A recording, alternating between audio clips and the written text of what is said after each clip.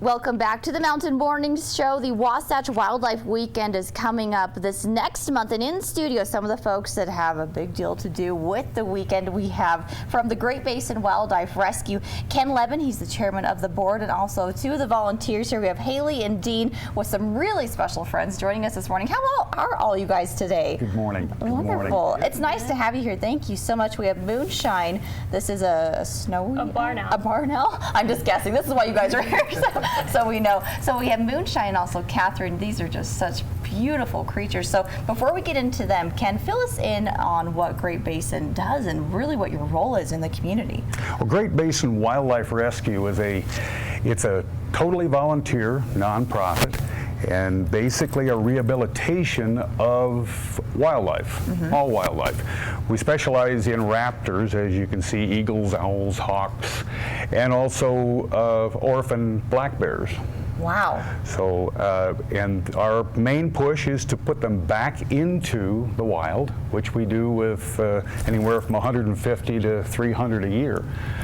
That we fix them up and put them back. But some birds, like these birds are both imprinted, we keep on an education permit.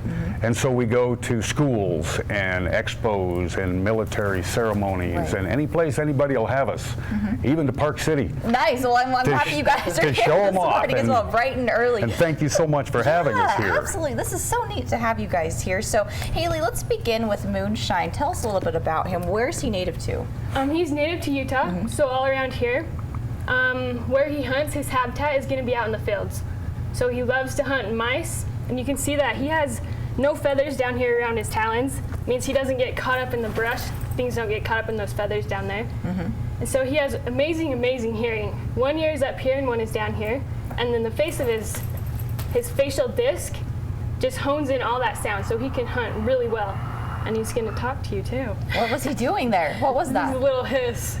He just doing like a little, yeah. Barn owls don't really like who, like most owls do. They have more of a hiss. Oh, wow. A little screech, kind of. That's the spook house sound. Yeah, that's what I was When going we to have a say. whole bunch of babies, and you hear them coming throughout the facility, you're going, What Give is me that? shivers, you know? Yeah, It's the wow. So what does Moonshine eat? Mice and small rodents. Mostly the mice and small Yeah. rodents. Cool. And he is how old? About 4. 4. How long do these types of owls usually live for? In the wild, it's a little bit shorter than in captivity. So in the wild, it's about 10 years. In captivity, it's about 15. And he came into your responsibility due to someone had taken him out of his nest, right? Yeah. So it's illegal to take an owl or any bird of prey out of a nest. So once he was confiscated, he was brought to us so we could give him the best life he could have since he'd already been imprinted. Wow, he is just beautiful. What a fascinating creature. I don't know, can we kind of turn him so you guys can see the back? Are you going to turn Moonshine for us? Maybe a little bit. It's like so we can see the back. We'll let him do what he wants, but wow, just so beautiful. Well, oh, there we go. Yeah, it's quite a like, I'll wingspan. show off for you. Oh, that's gorgeous. Well, Dean, it looks like this girl's getting, she wants to go off and fly into our rafters, is what I think. This is a very antsy bird. This is actually the fastest bird in the world. Really? She's Okay. been clocked over 241 miles an hour. This is the peregrine falcon. Wow. A lot of these guys, you're going to find them in a real urban environment. About 40 years ago, they were all extinct. So what they did is they started moving them into the urban environment and putting nests up in high-rise buildings. If a lot of us are familiar with the Joseph Smith Memorial Building, they have the peregrine. That's right, they do. And this is the bird you're watching. By putting them in the urban environment like that, in the wild, they're going to be up in the cliffs. And they're a bird hunter. They're primarily a pigeon hunter. So what's a great place for them? Downtown environment, New York City, Salt Lake City. So about 40 years ago, when these guys were all extinct, that's what they start doing. So hey, let's put them in downtown areas where they have a food source. So that they actually are placed there. Yes, so they placed the nest there to bring the birds in to actually start getting them to come back into the wild. Now you're going to find them all over in the world. There's thousands of them, but about 40 years ago, there was only about maybe 300 to 400 in existence. Wow, that is not very many. No, not much at all. The ban on DDT, chemical pesticide they're using in Argentina stuff, was part of the helping factor of it, and also the Peregrine Fund, which is the ones that actually went out and started placing the boxes. So the she-eagle has a lifespan of between 7 to 9 years in the wild. A lot of that is because her speed. She's been clocked at 241 miles an hour in a dive. So they're prone to injuries. and also where they're a pigeon hunter. Pigeons carry a lot of diseases, so they get sick. But in captivity, she'll live between 15 to 17 years.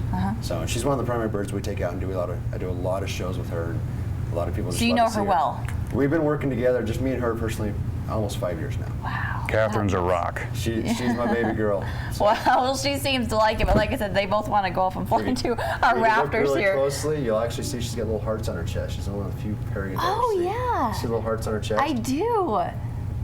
That is so neat. Well, tell me a little bit about her lifestyle. Like, say in the wild, what would they typically go? What's the typical day in the life of a peregrine falcon? Yeah, get up, Fly around, fly clock around. 200. These guys will get up between 2,000 and 3,000 feet in the air and just kind of soar, and they're gonna look for their prey. There, I said pigeons. They'll hunt ducks. This bird right here, Ducks? ducks also, yes. What? How do they In eat fact, those? if you've ever read, there's a book called My Side of the Mountain. Where they talk about a peregrine falcon that the boy raises. And they Okay. call him a duck hawk back east. Oh. In the east, they call him a duck hawk. I didn't know these guys went after ducks. Wow. Well, when they go into a dive and they're doing 240 miles an hour into a dive, when they pull out of that dive, they're pulling 25 Gs. Wow. And they actually punch their prey. They'll come my down and gosh. punch it. She'll make a fist. And she's got really long toes. Unlike a hawk, falcon has really long toes, so she can punch and then grab through the fluff of the feathers to grab that bird and take it off and haul it off. This is all news to me. Like, I didn't know that. Like, I knew they were fast, but I didn't know that that's how they actually Yeah, they'll delivered actually- that fatal blow. They Wow. punch them, and then once they punch them, stun them, grab them. If you look really, it almost looks like her beak is broken. It's kind of hard to see, but she's got a little tooth in her beak. And Yeah. that's so she can grab the bird's neck, and that way she pinches the bird. That way the bird won't fight her, and she can fly off. Wow, that's But she can actually take out a golden eagle. She can take out a bird that weighs 15 pounds with an 8-foot. But you guys are friends, right? You're okay with each other? Most of the time, yeah. Most of the time. So this Oh, bird gosh. is it's just one of the most amazing birds. This is actually Yeah. the Air Force's mascot because it is the fastest and the deadliest bird in the And sky. see, this is what we spend our time doing Yeah. most of the time, is educating people. And we're here to talk about the Wasatch Wildlife Weekend that's coming up in June.